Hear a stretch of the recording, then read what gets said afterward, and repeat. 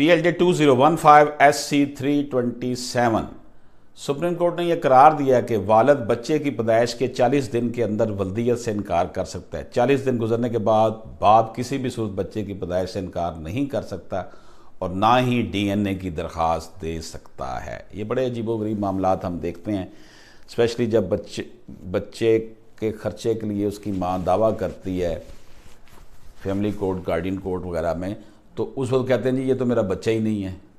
وہ اتنی نفرت ہوتی ہے اپنی بیوی سے کہ پیسے خرچہ بچانے کے لیے یہ انکار کر دیا جاتا۔ تو سپریم کورٹ نے ایک سیٹلڈ لا بنا دیا ہے کہ جب بچہ پیدا ہوا ہے تو آپ اس کی ولدیت سے انکار کر دیں 40 دن کے اندر اندر۔